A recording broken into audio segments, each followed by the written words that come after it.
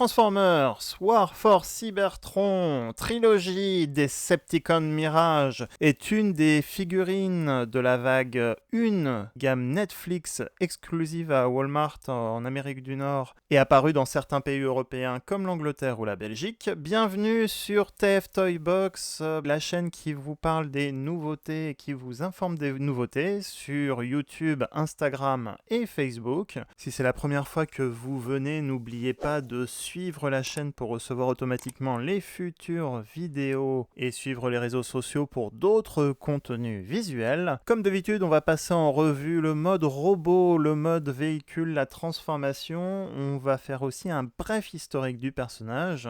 Mais tout de suite, on va passer au packaging. Deluxe Mirage se présente en mode robot dans son emballage. Alors c'est une variante d'emballage comme vous le voyez, puisque la majorité du monde a un emballage classique et le Japon a rajouté juste un sticker en bas de la boîte pour afficher une référence, puisque la référence de Mirage au Japon est WSC01. En dehors de ça, l'emballage est le même que la vague 2 qu'on a pu voir à Pickwick en France. Notre personnage se présente en mode robot dans son emballage. On a le nom Decepticon Mirage sur le côté, le logo War for Cybertron Trilogy et les logos Netflix, Takara Tomy et Transformers sur le côté. Il fait partie donc de la gamme Netflix, qui est une série limitée consacrée uniquement aux épisodes qui sont sur la plateforme vidéo. Sur le côté, un artwork de Decepticon Mirage avec le logo Decepticon en bas violet et en haut le logo de Netflix, Netflix Original Series. Les boîtes sont en noir, blanc et rouge pour imiter la charte graphique de Netflix. Au dos, on retrouve notre robot et notre mode véhicule en 19 étapes de conversion. Là aussi, un sticker a été appliqué en japonais pour les instructions légales. Enfin, dernier côté, le poster de la partie siège, la première partie de la trilogie. La trilogie, on verra Decepticon Mirage. Le dessus de la boîte, en revanche, a un logo Autobot au lieu de Decepticon. Petite info pour les boîtes japonaises, il n'y a pas de morceau de l'arche pour pouvoir ensuite faire le diorama de l'arche.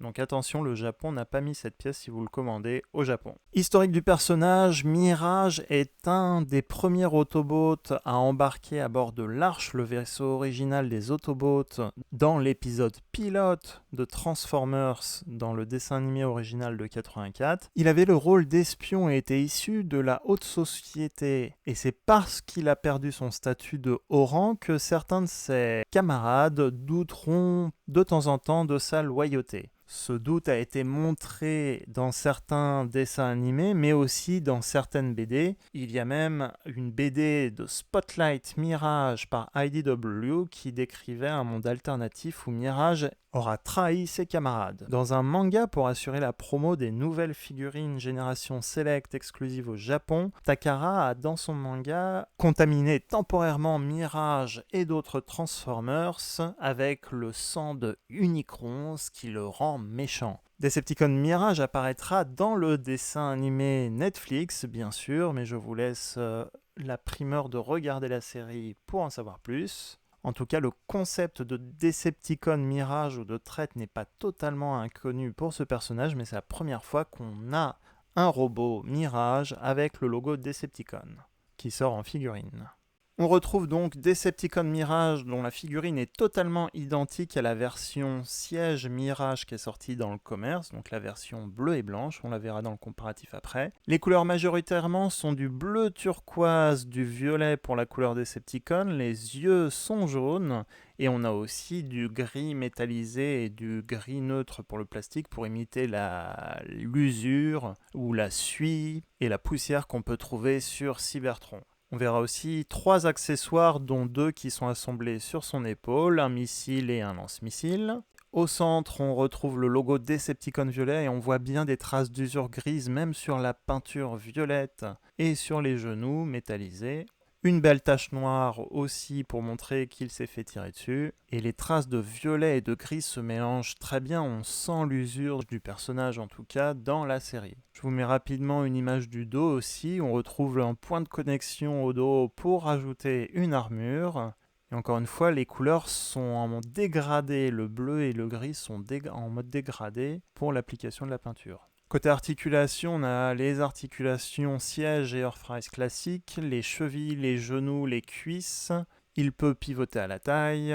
De par la transformation, le poignet peut juste se mettre sur le côté, il ne peut pas tourner. Par contre, le coude et les épaules peuvent pivoter dans tous les sens. Le canon peut tourner de gauche à droite et se mettre de chaque côté des épaules de Mirage. Et Mirage peut tourner également la tête. Les ailerons aussi peuvent s'ajuster si vous voulez mettre le petit point de connexion ici sur le dessus. Et d'ailleurs, on voit encore d'autres traces d'usure et de tir sur sa carrosserie. À vous de choisir si vous voulez le mettre avec des petits ailerons sur les épaules, comme ceci. Le blaster est fait pour représenter le blaster qu'il avait dans la génération 1, mais il est gris et pas nécessairement peint.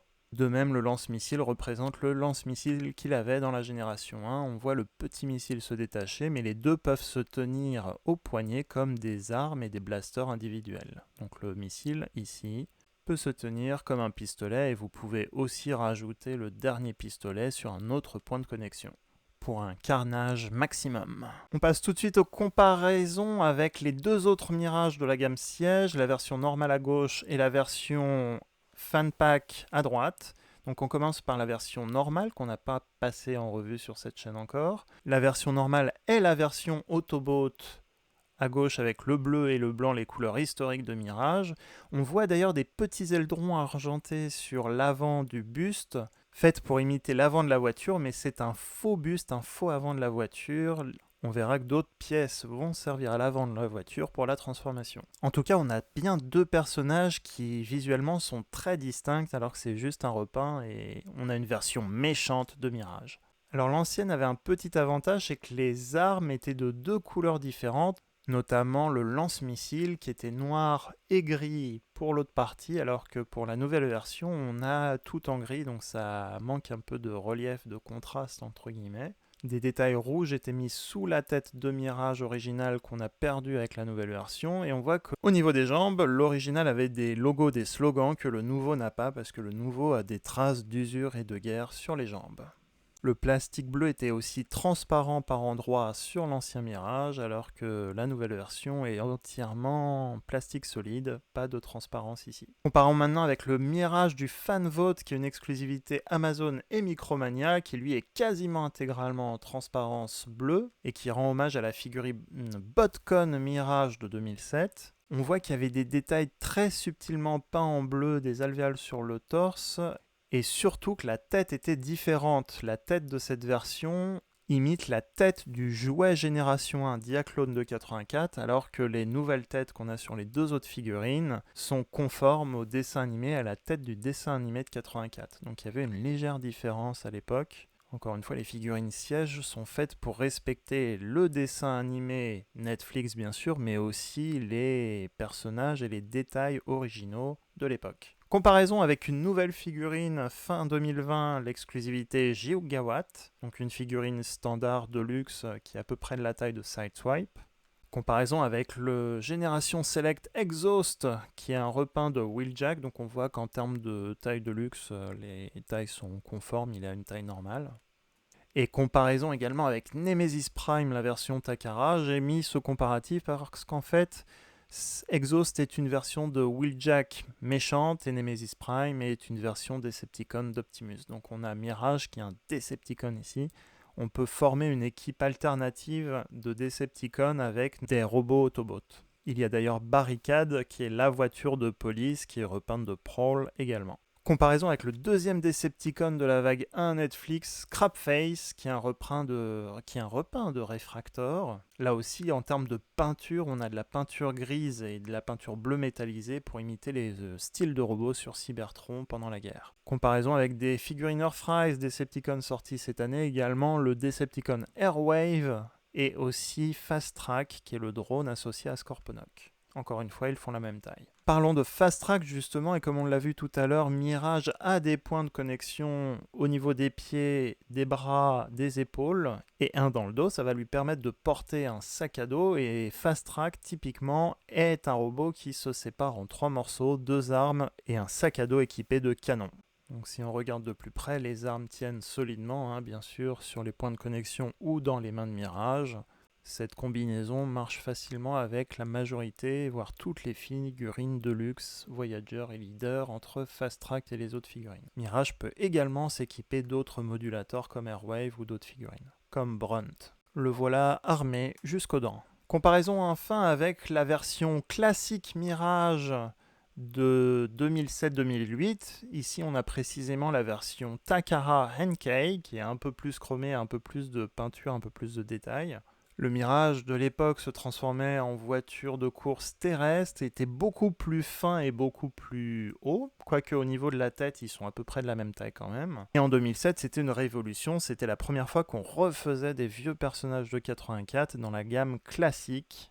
Donc on voit aussi que le Mirage nouveau siège a une largeur d'épaule plus large et est plus conforme en fait au Mirage qu'on voit dans le dessin animé de 84. Et bien sûr, il sera conforme au dessin animé Netflix puisque Netflix s'est basé sur les modèles 3D des jouets. Donc on a toujours notre version Decepticon ici et on a la tête de l'Autobot qui est ici, qui sont très proches. C'est parti pour la transformation, on va commencer par enlever les armes. On va replier les poings dans les bras des deux côtés. On va ouvrir au niveau du dos, détacher le torse du dos pour déployer l'ensemble. Les bras aussi vont pouvoir se détacher comme ceci. On va pouvoir déployer les roues comme ceci. On va pivoter donc les bras et on va plier au niveau du coude aussi les bras pour former le moteur de la voiture et l'aileron arrière de la voiture. Donc on assemble d'abord les bras puis l'aileron ensemble. Il y a des petits picots qu'il faut emboîter, voilà. Au niveau des jambes, on va déployer la partie avec les roues et c'est au niveau des pieds qu'on aura l'avant de la voiture. Donc on va pouvoir détacher la partie violette des jambes qu'on va pouvoir remonter au niveau de la cuisse. Ça va former donc l'avant de la voiture. On replie le pied pour former le côté de la voiture. On fait pareil des deux côtés, donc on détache, on replie le doigt de pied pour ensuite refermer les panneaux au niveau des cuisses. Pour refermer les panneaux au niveau des cuisses, comme ceci. On va pouvoir mettre à plat la partie qui soutient les roues et on va pouvoir emboîter donc les deux jambes ensemble pour former l'avant de la voiture de course. On resserre bien l'ensemble. Alors je n'avais pas dit avant, mais il faut plier la tête également dans le buste et ensuite on assemble les deux parties. On voit deux trous et deux petits picots qu'on va assembler ensemble et solidement pour former la voiture. J'avais juste enlevé les bras pour vous montrer la transformation, donc je les remets. Pareil, il y a des petits picots un petit peu partout, donc on peut les emboîter pour que ça reste solidement attaché. On rattache l'aileron. Et voilà notre voiture de course totalement transformée. Donc on voit que le torse du robot constitue l'arrière de la voiture. Donc c'est pour ça que c'était un faux buste d'avant de voiture. Les lignes pour moi sont magnifiques sur cette voiture. C'est là aussi on voit que la peinture ressort beaucoup plus. Le bleu cyan, le violet, le gris, les taches sur le côté, le gris métallisé, les roues sont peintes noir et argent, enfin, ou couleur métal.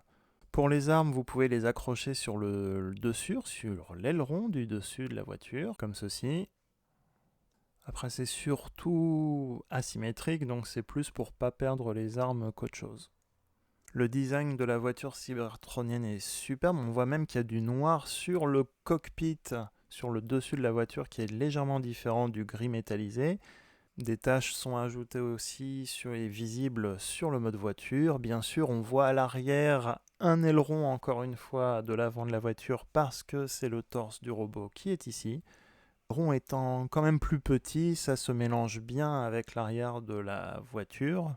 Les mini ailerons étaient peints en argent métal sur le Mirage Autobot. Les jantes sont peintes également. Comparaison avec le Leader Class Astrotrain, donc un mode navette spatiale qui a aussi des battle damage et qui est aussi gris et violet. On voit que les couleurs sont donc différentes. Après en termes de taille, ça reste proportionnel. Astrotrain fait dans ce mode à peu près la taille d'un gros Voyager, puisque je n'ai pas montré la rampe de lancement. Comparaison avec Autobot Mirage sorti dans la gamme Siège, donc la version classique, là on voit clairement la transparence bleue de l'ancien Mirage. On voit aussi qu'il n'y avait pas beaucoup, voire pas du tout de battle damage sur l'ancien Mirage, alors qu'on en a pas mal sur la version Decepticon. De plus près, on voit le cockpit qui n'était pas particulièrement peint sur la version Autobot. Je vous laisse comparer les différences ici. Donc il y a des écrits qu'on ne retrouve pas sur la version Decepticon.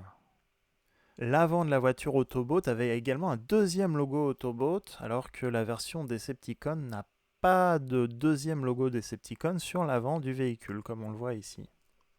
Enfin, pour finir la comparaison, on compare avec le Voyager Starscream, donc on voit que les tailles sont proportionnelles entre elles, et le gris plastique de Starscream est bien différent que le gris métallique utilisé par la figurine de Mirage, qui ressort beaucoup mieux à l'œil et à la caméra. Voilà, j'espère que cette revue vous a plu encore une fois. J'avais trouvé Mirage sur eBay, je ne suis pas sûr qu'il soit sorti en France. La vague 2, en revanche, elle est bien sortie à Pickwick Toys en France en fin d'année dernière. Si cette vidéo vous a plu, n'hésitez pas à laisser un petit pouce positif avant de quitter cette vidéo et également laisser un commentaire pour me dire ce que vous en avez pensé, si vous avez des questions ou si vous voulez me dire quelle figurine vous voulez voir ensuite. Non seulement j'essaierai de répondre à vos questions, mais en plus ça aide beaucoup pour la visibilité de la chaîne. N'hésitez pas également à vous abonner et à activer la petite cloche si vous voulez recevoir automatiquement les futures vidéos. N'oubliez pas également les réseaux sociaux Instagram pour d'autres contenus photos et Facebook pour les nouveautés en France comme dans le monde. A très vite pour une prochaine future vidéo.